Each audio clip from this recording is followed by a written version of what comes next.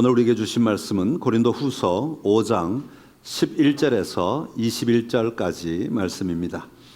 고린도 후서 5장 11절부터 21절까지 저 여러분 한 절씩 교독하겠습니다. 우리는 주의 두려우심을 알므로 사람들을 권면하거니와 우리가 하나님 앞에 알리어졌으니 또 너희의 양심에도 알리어지기를 바라노라.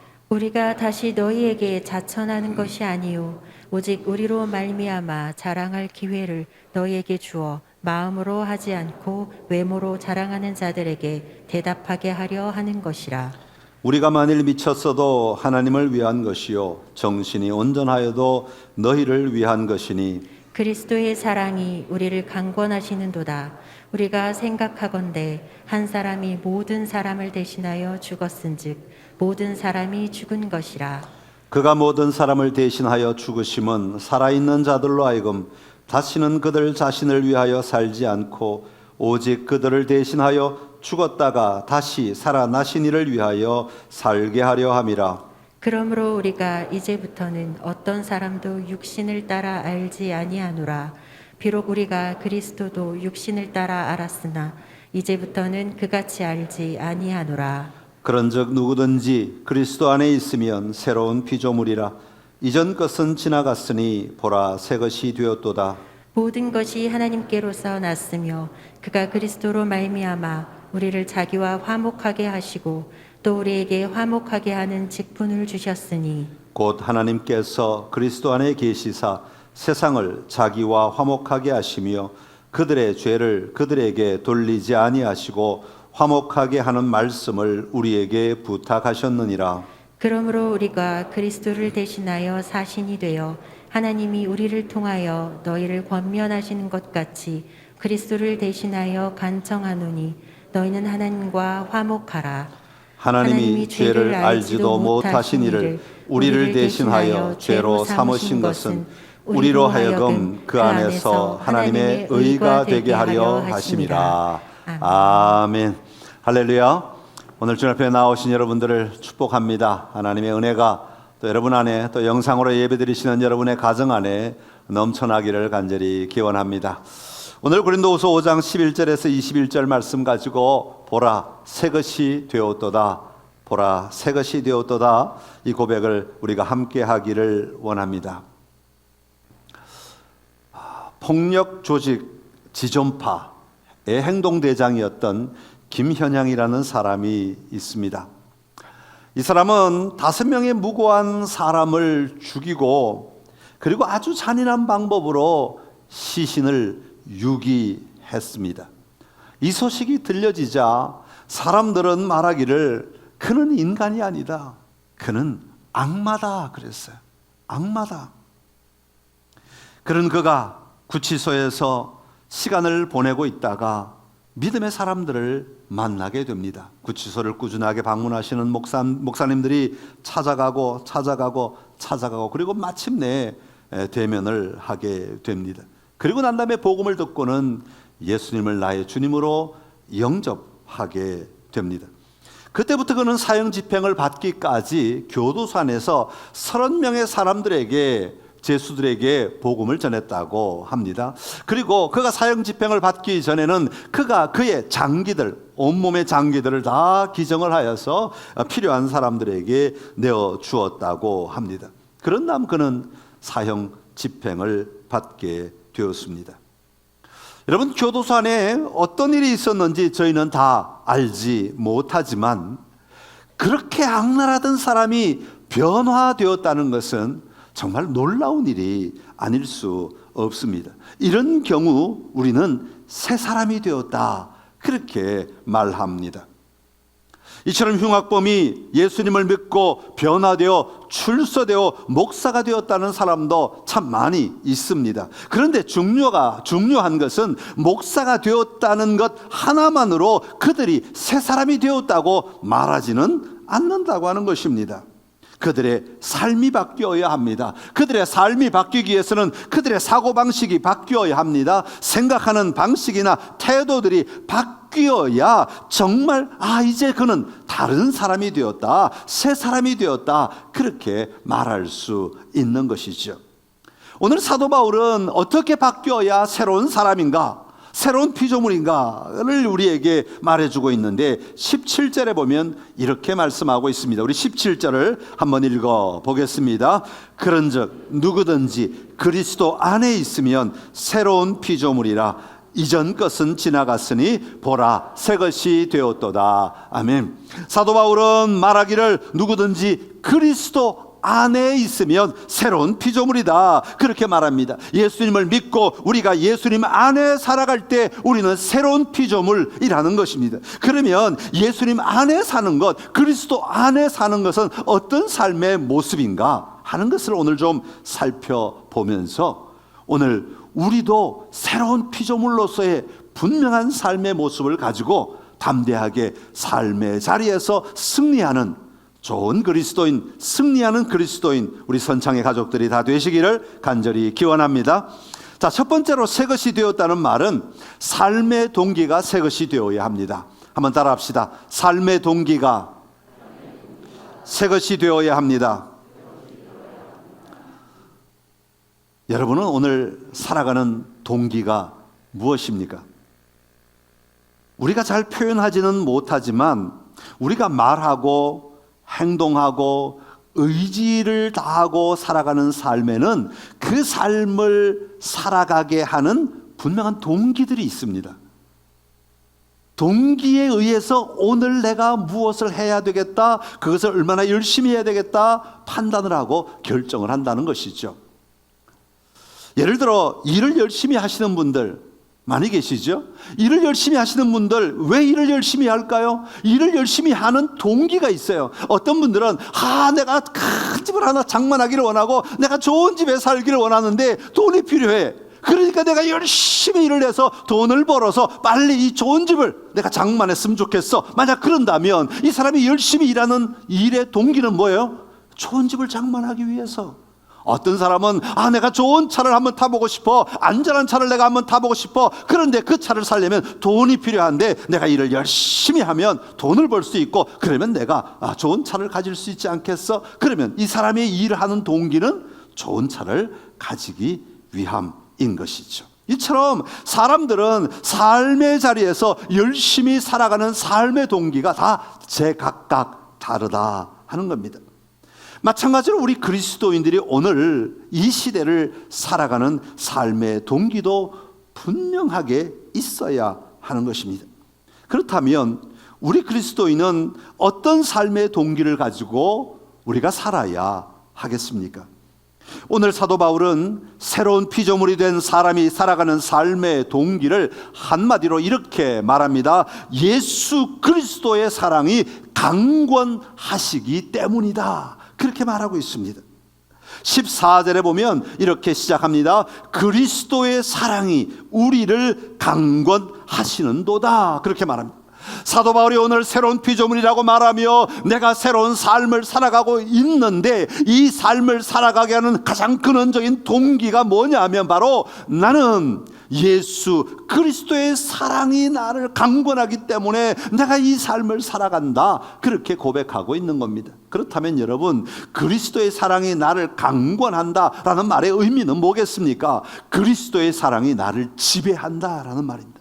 그리스도의 사랑이 내 안에 가득하다는 말입니다. 다시 말하면 그리스도의 사랑이 내 안에 차고 넘쳐서 내가 어떤 일을 할 때 이 그리스도 내 안에 차고 넘치는 이 그리스도의 사랑으로 말미암아 내가 그 일을 하고, 이 그리스도의 사랑으로 말미암아 내가 오늘을 살아가고, 이 그리스도의 사랑으로 말미암아 내 모든 삶을 움직여 나간다라는 말의 의미입니다. 다시 말하면 그리스도의 사랑이 나의 삶을 지배하고 있다라는 뜻을 가지고 있습니다. 여러분, 그렇습니다. 우리 그리스도인이 새로운 삶을 살아가는 힘의 근원은 다른 데 있지 아니하고 바로 나를 향하신 예수 그리스도의 사랑 때문인 것입니다. 이것이 우리가 하나님 앞에서 살아가는 삶의 동기가 되었다는 말입니다. 사랑하는 성도 여러분, 오늘 여러분의 삶은 그리스도의 사랑이 강권하시는 삶입니까? 여러분 매일매일의 삶이 그리스도의 사랑이 여러분의 삶을 지배하고 있습니까? 오늘 우리가 이 자리에 나와 예배드리는 이유가 다른 데 있지 아니하고, 오늘 예배드리는 동기가 다른 데 있지 아니하고 그리스도의 사랑 때문이십니까? 내가 나의 삶을 바르게 살고 나쁜 짓 하지 아니하고 믿음에 도전을 하며 살아가는 이유가 다른 데 있지 아니하고 그리스도의 사랑 때문이십니까? 어쩌면 이 질문은 어떤 사람에게는 정말 가슴 저미는 절절한 질문일 수도 있고, 어떤 사람에게는 공허한 질문일 수도 있습니다. 여러분, 누구에게 절절한 질문이 되겠습니까? 누구에게 가슴 저미는 질문이 되겠습니까? 예수 그리스도의 첫사랑을 경험한 사람 아니겠습니까? 예수 그리스도의 사랑이 나를 살렸다는 것을 체험한 사람 아니겠습니까? 예수님과의 인격적인 만남을 경험하고 그 만남 속에서 내가 오늘도 예수 그리스도를 바라보며 예수 그리스도 붙들고 살아간다고 고백하는 사람들 아니겠습니까? 예수 그리스도께서 나를 위해 십자가 지시기까지 사랑하신 그 사랑을 믿게 되었을 때, 그 사랑이 얼마나 크고 놀라운지 알게 되었을 때, 그 사랑이 바로 나의 삶을 이끌어가는 삶의 동기가 되는 것입니다. 그러기에 예수님을 믿는다는 것은 나를 향하신 그 놀라운 사랑을 고백할 수 있어야 합니다. 그럴 때 그리스도의 사랑이 강권하는 삶을 우리는 살아갈 수 있는 것입니다. 이처럼 그리스도의 사랑이 우리의 삶의 동기가 되면 우리 삶에 놀라운 변화가 하나 일어나는데, 그게 뭐냐면 우리의 시각이 바뀌기 시작한다는 것입니다. 어떻게 시각이 바뀌게 됩니까? 다른 사람을 볼 때 우리의 사람을 보는 기준이 달라지는 것입니다. 어떻게 달라진다고 사도 바울은 말하고 있는가 하면 16절에 보면 이렇게 말합니다. 그러므로 우리가 이제부터는 어떤 사람도 육신을 따라 알지 아니하노라, 그렇게 말합니다. 다시 말하면 다른 사람들을 바라볼 때 단지 육신적인 관점으로만 사람들을 바라보지 않는다. 다른 사람을 대할 때 육신적인 관점으로만 사람들을 대하지 않는다, 그렇게 말하고 있는 것이죠. 이 말의 의미는 뭐냐면 이런 것입니다. 우리가 다른 사람을 바라볼 때 저 사람은 돈이 많은 사람인가, 돈이 적은 사람인가, 저 사람은 권력이 있는 사람인가, 권력이 없는 사람인가, 요즘 한창 이슈가 되는 저 사람은 여당인가 야당인가, 이런 관점으로 다른 사람을 바라보지 않는다는 것입니다. 이것이 다른 사람을 바라보는 기준이 되지 않는다는 것을 말하고 있습니다. 오히려 사람들을 바라볼 때 저 사람 안에 예수의 사랑이 있는가? 아니면 저 사람 안에 예수 그리스도의 사랑이 필요한 사람인가? 이런 관점으로 오히려 사람들을 바라보게 된다는 것이죠. 여러분, 예수님의 사랑이 우리의 삶의 동기가 되면 내가 그 사랑 앞에 반응하며 헌신하며 살아갈 수 있게 되는 것이고, 다른 사람을 그 사랑으로 바라볼 수 있게 되는 것입니다. 오늘 선창의 모든 성도의 삶의 자리에 여러분이 살아가는 삶의 동기가 예수님의 사랑이 나를 강권하심을, 예수님의 사랑이 나를 지배하고 있음을 분명히 누리며 고백하며 살아가심으로 예수님의 마음으로 세상을 누리는 은혜가 있게 되기를 간절히 기원합니다. 두 번째로 새것이 되었다는 말은 삶의 척도가 새것이 되어야 합니다. 한번 따라 합시다. 삶의 척도가 새것이 되어야 합니다. 여러분, 척도라는 말은 뭡니까? 측량 기준이라는 것이죠. 잣대라는 말입니다. 여러분, 사람들은 살아가면서 전부 다 자기만의 측량 기준을 다 가지고 살아가요. 그래서 어떤 물건을 보면서도 이 사람은 좋다 그러지만 저 사람은 그게 뭐야? 이렇게 말하는 사람이 있어요. 왜? 측량 기준이 다르기 때문에 그래요. 다 자기들이 가지고 있는 측량 기준을 가지고 살아갑니다. 예전에 보니까 어른들이 예전에 사실 때는, 결혼해서 살 때는 가정의 기준이 대부분 남자이셨더라고요. 그죠? 그렇죠. 그런데 결혼해서 한 30년쯤 지나면 기준이 바뀌어요.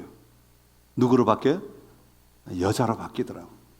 근데 요즘 사람들은요, 결혼할 때부터 아예 여자가 기준이더라고요. 참 많이 바뀌어요. 기준이에요. 기준, 측량 기준, 삶의 모든 판단을 하는 기준. 이처럼 세상은 나름대로의 기준을 만들며 살아가는 거예요. 그리고 그 기준을 가지고 살아가는 거예요. 그런데 중요한 것은, 성경이 말하고 있는 것은, 우리가 만든 기준은, 우리가 생각하는 기준은 우리가 볼 땐 다 옳은 것 같아도 하나님 보시기에는 아닐 때가 더 많다는 거예요. 하나님 보시기에는 아닐 때가 더 많다는 거예요. 잠언 21장 2절에 보면 이렇게 말해요. 세 번역으로 한번 읽어보겠습니다. 사람의 행위는 자기의 눈에는 모두 옳게 보이나 주님께서는 그 마음을 꿰뚫어 보신다. 아멘. 사람의 행위, 내가 판단하고 내가 움직여야 행위가 나타나잖아요. 내 결정, 내 기준에 따라서 내가 뭔가를 할 때 행위가 나타나는 건데, 이 사람의 행위는 자기 눈엔 다 옳게 보여요. 왜냐하면 내 기준에 맞춰서 했으니까, 내 척도에 맞춰서 했기 때문에, 측량 기준에 맞춰 했기 때문에 다 옳은 것 같아요. 그런데 하나님은 그걸 보는 게 아니라, 나의 측량 기준을 보는 것이 아니라 내 마음의 더 깊은 곳을 바라보신다. 더 근원을 바라보신다. 그렇게 말씀하고 있는 겁니다.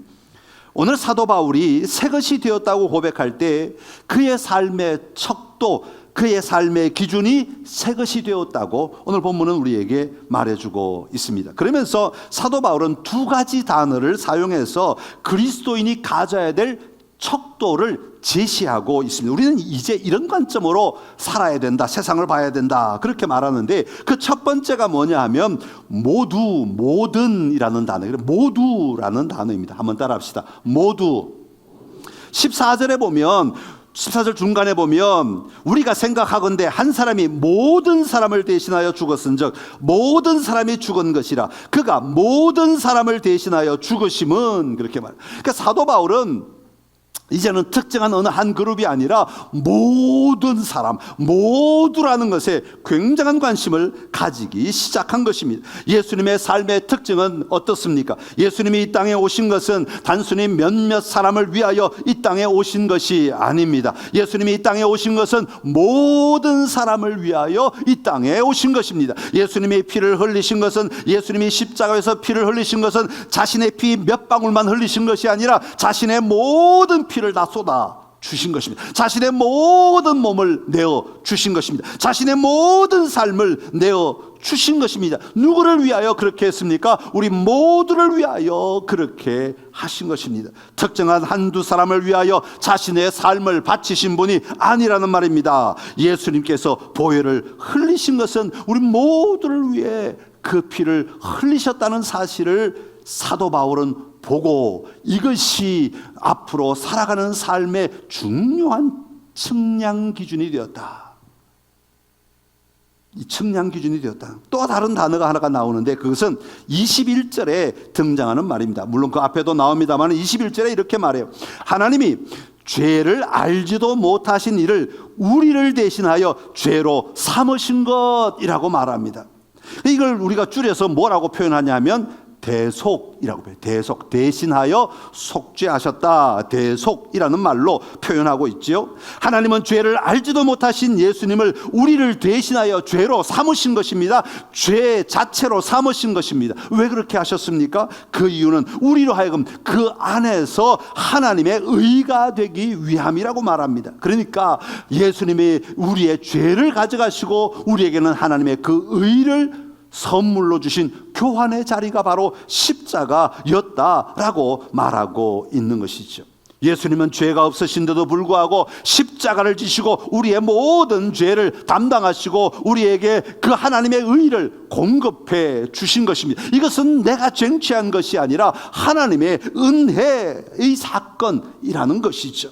이처럼 모두라고 하는 단어와 대속의 은혜라고 하는 이 척도가 바로 사도 바울이 새로운 피조물로서 우리가 이 세상에 반드시 가지고 살아야 하는 중요한 측량 기준이다. 그렇게 오늘 본문이 우리에게 말하고 있는 겁니다. 우리가 세상을 바라볼 때 나와 관계가 있는, 나에게 유익하는 특정한 그룹만 보는 것이 아니라 우리의 시각은 하나님 아버지의 마음으로 모든 사람을 볼 수 있어야 하고, 우리의 또 다른 측량 기준은 하나님의 이 대속의 은혜를 가지고 우리가 이 세상의 삶들을 바라보며 가야 한다는 것입니다. 여러분 혹시 거창고등학교라고 들어보셨습니까? 이 학교 홈페이지에 한번 들어가 봤더니 이렇게 써놨어요. 교육을 바탕으로 한 기독교 정신을 가르치는 학교가 아니라, 교육을 바탕으로 한 기독교 정신, 그러면 뭐가 측량 기준이 됩니까? 교육이 되는 거예요. 교육. 그러니까 교육으로 기독교 정신을 가르치는 학교가 아니라 기독교 정신을 바탕으로 한 교육을 하는 학교다, 이렇게 써놨어요. 아예 그냥 대문짝만하게 딱 그냥 학교의 정신에 대해서 이렇게 정확하게 써놓았어요. 여러분, 어쩌면 이게 바로 새로운 피조물이 가져야 할 삶의 척도가 아니겠습니까? 거창고등학교 하면 유명한 게 하나가 있어요. 그게 뭐냐 하면 직업 10계명, 직업을 고를 때 가져야 될 10가지 생각, 태도들을 말하죠. 제가 한번 읽어보겠습니다. 첫 번째, 월급이 적은 쪽을 택하라. 두 번째, 내가 원하는 곳이 아니라 나를 필요로 하는 곳을 택하라. 세 번째, 승진의 기회가 거의 없는 곳을 택하라. 네 번째, 모든 것이 갖추어진 곳을 피하고 처음부터 시작해야 하는 황무지를 택해라. 다섯 번째, 앞을 다투어 모여드는 곳은 절대 가지 마라. 아무도 가지 않는 곳으로 가라. 여섯 번째, 장래성이 전혀 없다고 생각되는 곳으로 가라. 일곱 번째, 사회적 존경 같은 건 바라볼 수 없는 곳으로 가라. 한가운데가 아니라 가장자리로 가라. 아홉 번째, 부모나 아내가 약혼자가 결사 반대하는 곳이면 틀림없다. 의심하지 말고 가라. 열 번째, 왕관이 아니라 단두대가 기다리고 있는 곳으로 가라. 여러분, 어떻게 들리십니까? 이 10가지가 여러분에게 어떻게 들려지시느냐? 세상의 관점으로는, 세상의 척도로는 말도 안 되는 기준입니다. 세상의 잣대로는 도무지 이 아이들에게 이런 걸 가르쳐서는 안 된다고, 나는 절대로 거창고등학교에 내 자녀를 안 보낼 거야 라고 말할 수밖에 없는 조건들입니다. 그러나 하나님의 잣대로는,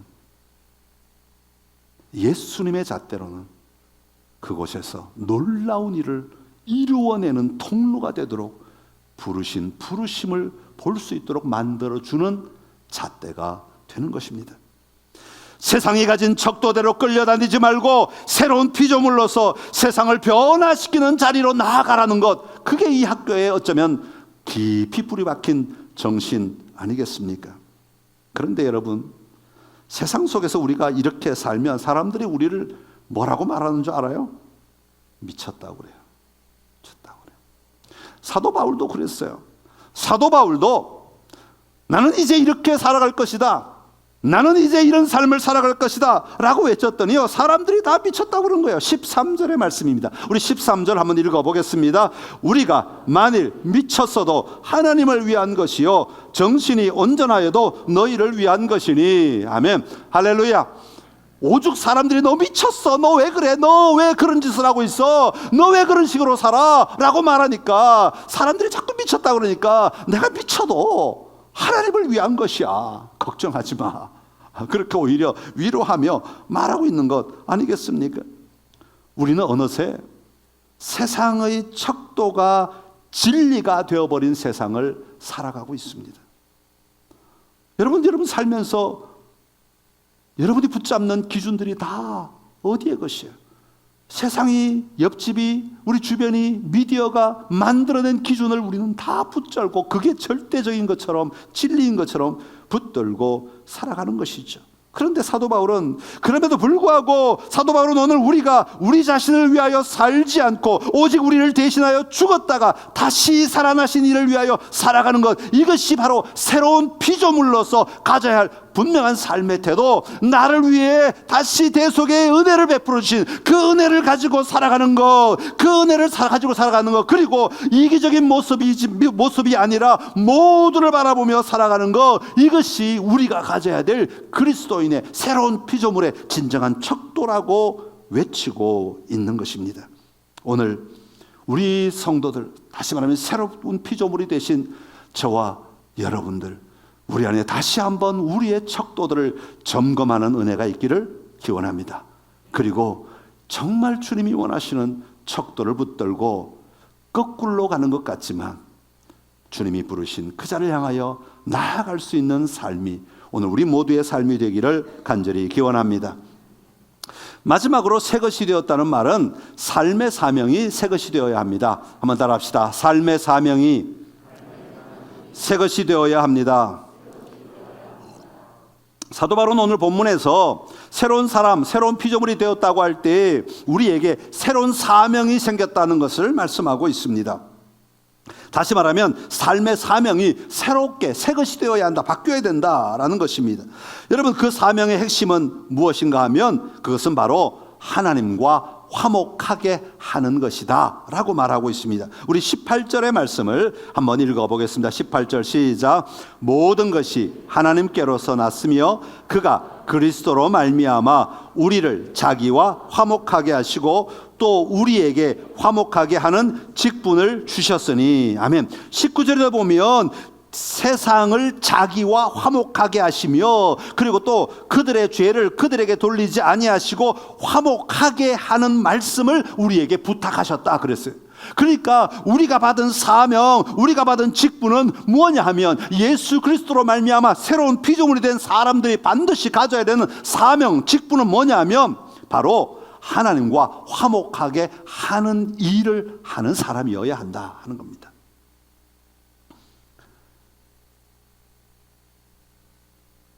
새 것이 된 우리는 다른 사람들의 삶이, 우리 주변의 삶이, 아니 내가 살아가고 있는 삶의 환경이 하나님과 화목함을 누리며 살아갈 수 있도록 만들어가는 것, 이것이 우리가 붙들고 살아가야 하는 진정한 사명이어야 하는 것이고, 이것이 성경 전체에서 말씀하고 계시는 하나님의 선교적 삶의 모습인 것입니다.